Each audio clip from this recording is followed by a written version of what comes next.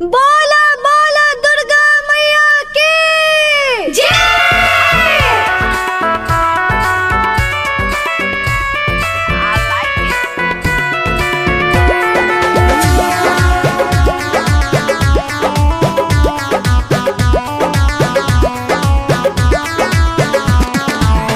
पूजवा के थाली तैयार कइनी।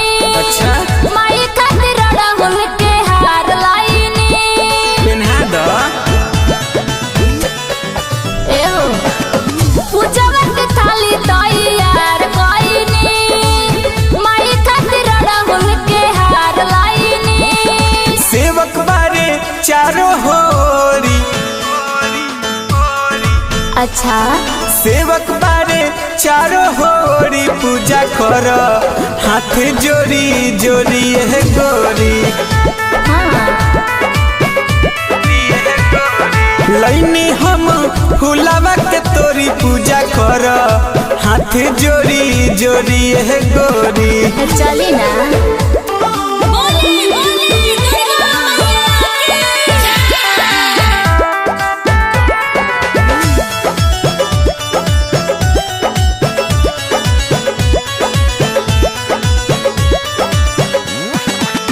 गैया के गोबरा से अंगना लिपवनी। पंडित जी बोला के हम पाठ करबनी। सिर माई के मुकुटवा शोभेला। देखी माई के सूरत मन मोहेला।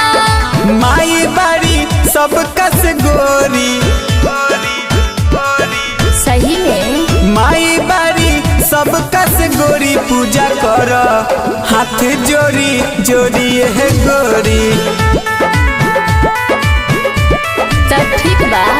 लैनी हम धूप लौरी रोरी पूजा कर हाथ जोड़ी जोड़ी है गोरी। त चली।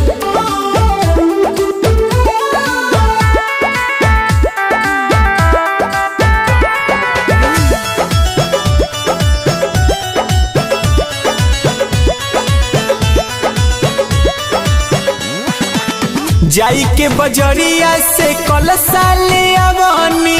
दूध के करहवा में खीरवा बनवनी। सही में काजी कालू राहुल के हारवा सजावेला। आदित्य माई के चुनरिया चढ़ावेला। माई के बनावल हजोरी। सच माई के बनावल हजोरी पूजा कर हाथ जोड़ी जोड़ी है गोरी। हाँ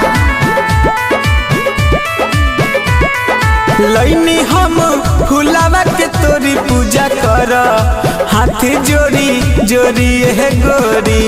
तो चली जल्दी।